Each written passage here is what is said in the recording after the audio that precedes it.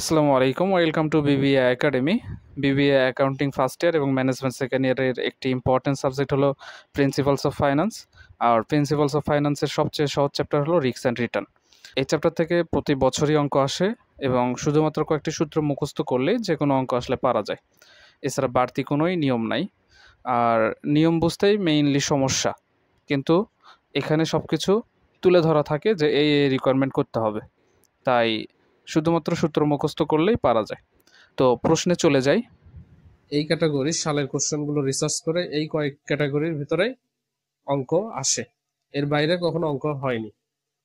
তো এখানে ক্যাটাগরি হলো এই কয়েক category: expected rate of return, standard deviation, variation, variance, যেটা স্ট্যান্ডার্ড ডিভিয়েশনের মান বের করে তার উপর স্কোয়ার দিয়ে ক্যালকুলেশন করলে ভেরিয়েন্স বের হয়ে যায়। ছোট ছোট অঙ্ক একদম। এরপর কোএফিসিয়েন্ট অফ ভেরিয়েশন, এটা সিভি সংক্ষেপে বলে। কোভ্যারিয়েন্স, এটা কোভ সংক্ষেপে। কোরিলেশন, এটা কোর এবি, এটা কোরিলেশন করার জন্য দুইটা প্রজেক্ট বা দুইটা সিকিউরিটি দেয়া থাকে, দুইটা একসাথে করে কোরিলেশন করতে হয়। তো প্রথমত এই 6 ক্যাটাগরির অঙ্কের সূত্র এবং এই 6 ক্যাটাগরির অঙ্কগুলো প্রথমে করাবো।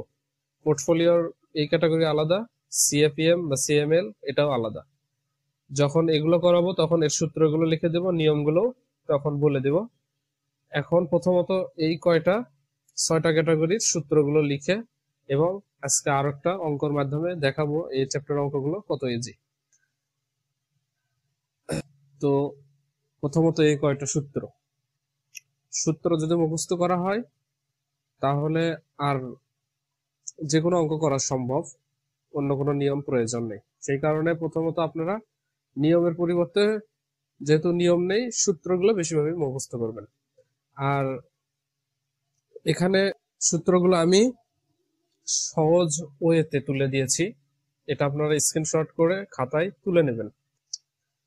তো এখানে প্রথমত আসে হলো, আমরা যে গড় শিখছি এটা সেই গড়, এক্সপেক্টেড রিটার্ন, সংক্ষেপে ইআর। বইয়ে লেখা থাকবে এক্সপেক্টেড রিটার্ন করো, তখন ইআর লেখা করতে পারবো। তো কনফিউশন দূর করার জন্য আমি সবগুলো এখানে তুলে দিয়েছি, যেন কেউ কনফিউশনে না পড়ে। অনেক স্যার বা অনেক বইয়ে ইআর এর পরিবর্তে আর বার, এটা হলো আর এর উপরে যে চিহ্নটা সমান মাত্রার মতো চিহ্ন, এটা হলো বার, আর বার। এ এম অ্যারিথমেটিক মিন, এটা প্রত্যেকটা গড়, প্রবাবিলিটি থাকলে এইভাবে গড় বের করতে হয়, আর আমরা স্বাভাবিকভাবে যেভাবে গড় বের করি এইভাবে গড় করি। 3টা বিষয় দেওয়া আছে, 1 2 3, 3 দিয়ে ভাগ, এন এর মান তখন 3, যদি 4টা দেওয়া থাকে 4 দিয়ে ভাগ করলে তখন তো গড় বের হয়। তো এটা স্বাভাবিক বিষয় একদম, এটা আমরা জানি সবসময় যে গড় এভাবে বের করতে হয়। কিন্তু প্রবাবিলিটি যখন দেওয়া থাকবে, প্রবাবিলিটি থাকলে এইভাবে করতে হবে, প্রবাবিলিটি না থাকলে তখন এইভাবে। এর নিয়ম বেশি, যদি এর ভিতরে একটা আসে তাহলে আপনার যদি করা থাকে একদম 1 পেজের ভিতরে লিখে 10 নম্বর পাবেন। কিন্তু একটু সূত্রগুলো বেশি, এটার জন্য অনেকে ভয় করতে পারে, ভয়ের কারণ নেই, এটা অনেক ইজি চ্যাপ্টার, কিন্তু একটু মাথা ঠান্ডা করে করতে হবে। আর এখানে সূত্র বা বোঝার মতো কিছু নাই, প্রশ্নে দেয়াই থাকবে রিস্ক বা এসডি বা এস, স্ট্যান্ডার্ড ডিভিয়েশন করো, ভেরিয়েন্স করো, তারপর রিকোয়ারমেন্ট দেওয়া থাকবে কোএফিসিয়েন্ট অফ ভেরিয়েশন করো, কোভেরিয়েন্স করো, এভাবে লেখাই থাকবে। প্রশ্ন পড়ে না বোঝার মতো কোনো কিছু থাকবে না। প্রথমে বলবে এক্সপেক্টেড রিটার্ন করো, তাহলে এক্সপেক্টেড রিটার্নের এই সূত্র, যদি আরবার লেখা থাকে আরবার। তো এখানে যত সংক্ষিপ্ত যে চিহ্নগুলো, প্রতীক, এর ভিতরে আমরা চেষ্টা করব যে যেটার সাথে মিল আছে সেটা মুখস্থ করার। ই আর, এটার সাথে মিল আছে সবসময়, ই আর এক্সপেক্টেড আর্থে রিটার্ন, যে কারণে ই আর দিলে ভালো হয়।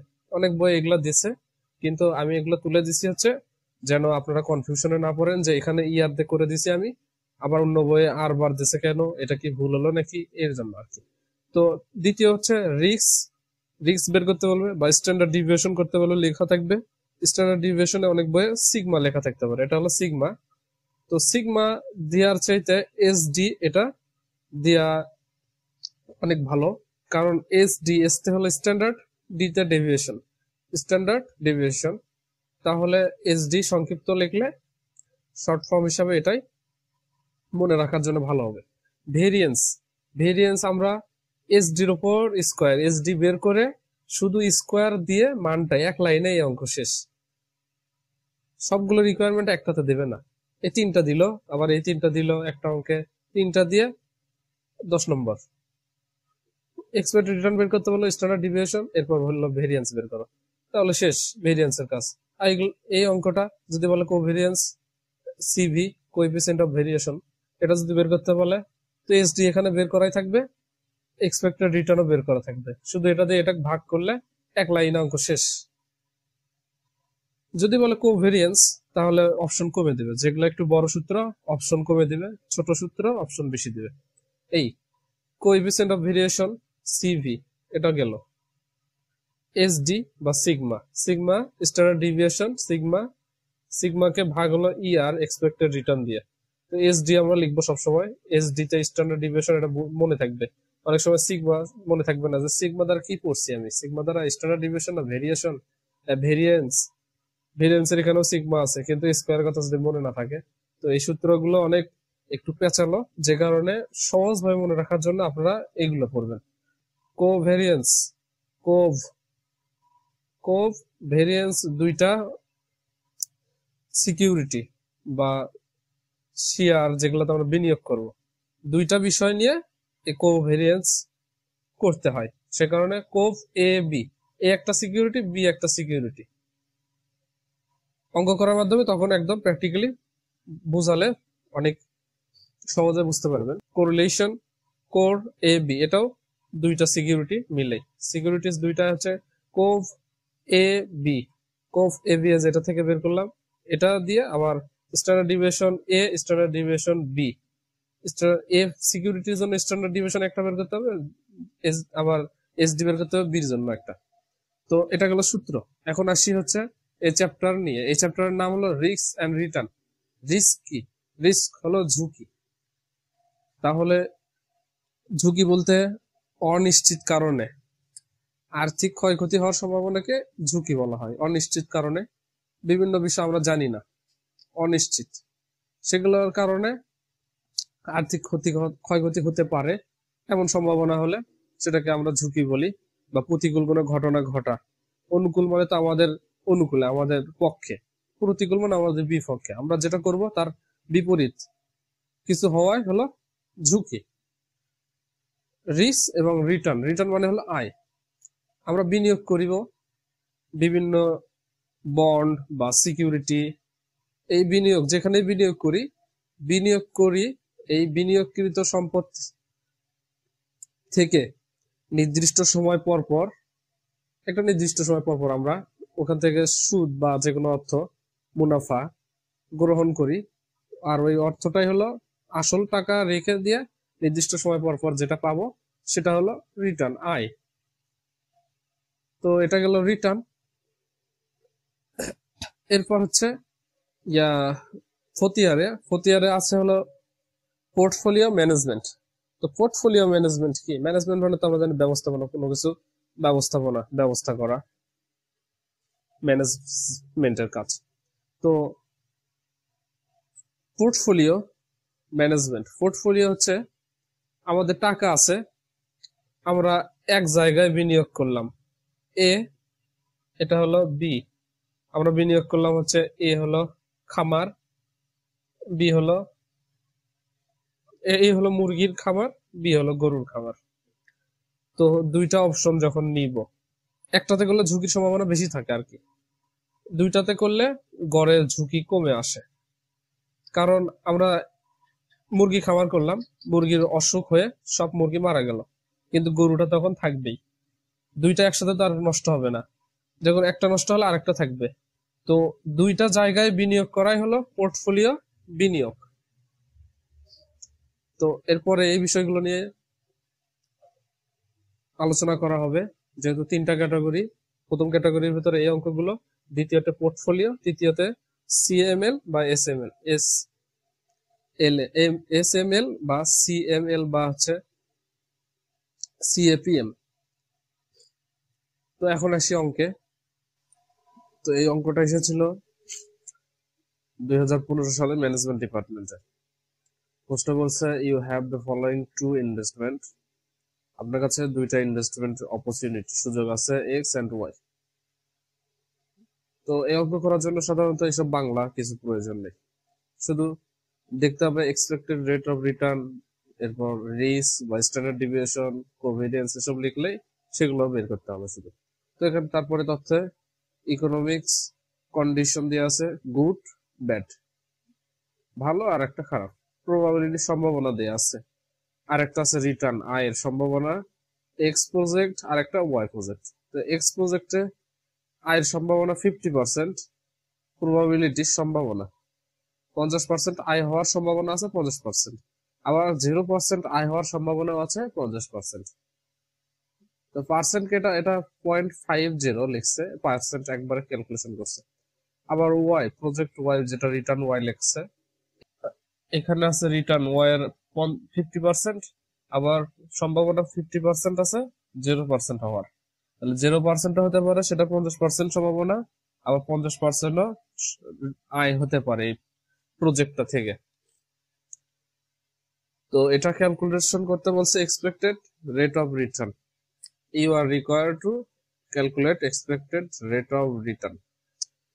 তো আমরা জানি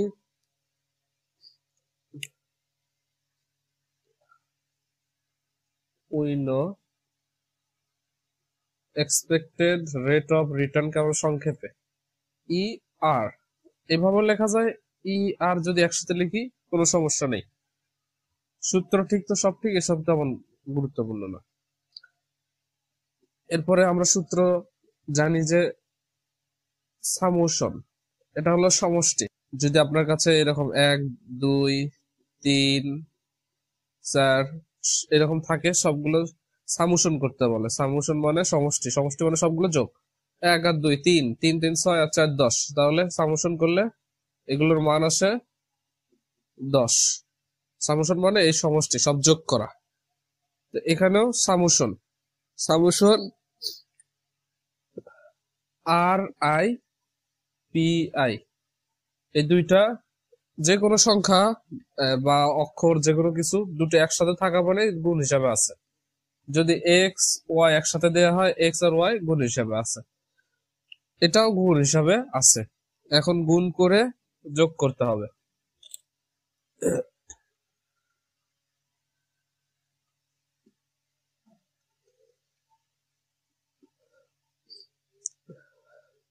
এটা আমরা যদি প্রজেক্ট এর জন্য করি, এখানে এক্স দিতে পারি, বা ফর প্রজেক্ট এ লিখবো, বা ফর প্রজেক্ট এক্স যেটা লেখা থাকবে এও দেওয়া থাকতে পারে, ওয়াই এক্স ওয়াই দেওয়া আছে, এ বি দেওয়া থাকতে পারে, সমস্যা নেই এগুলা।